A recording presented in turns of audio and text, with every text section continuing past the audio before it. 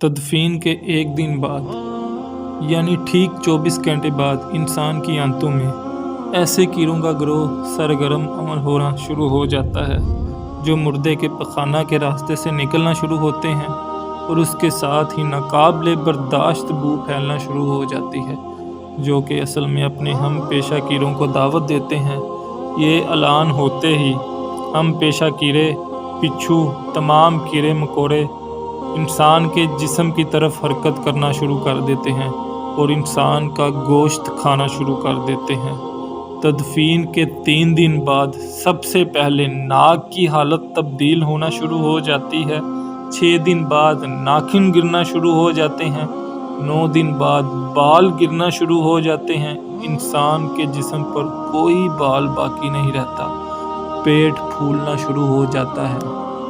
17 دن بعد پیٹ پھٹ جاتا ہے اور دیگر اجزاء باہر آنا شروع ہو جاتے ہیں، 60 دن بعد یعنی کہ ٹھیک 2 مہینے بعد مردے کے جسم سے سارا گوشت ختم ہو جاتا ہے۔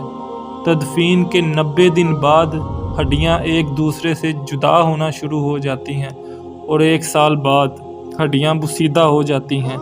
اور بالآخر جس انسان کو دفنایا گیا تھا اس کا وجود مکمل طور پر ختم ہو جاتا ہے۔ تو میرے دوستو، غرور، تکبر، ہرس، لالچ، گھمنڈ، دشمنی، حسد، بغض، جلن، عزت، وقار، نام، عہدہ اور بادشاہی یہ سب کہاں جاتے ہیں؟ یہ 5-6 فٹ کا انسان قبر میں جا کر بے نام و نشان ہو جاتا ہے۔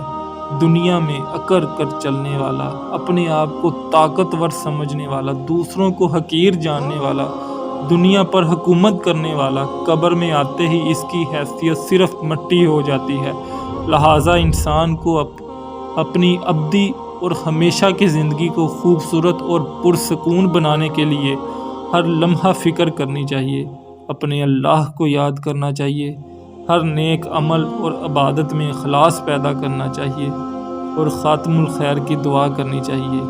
اللہ تعالیٰ مجھے اور آپ سب کو عمل نیک کی توفیق عطا فرمائے، آمین ثم آمین۔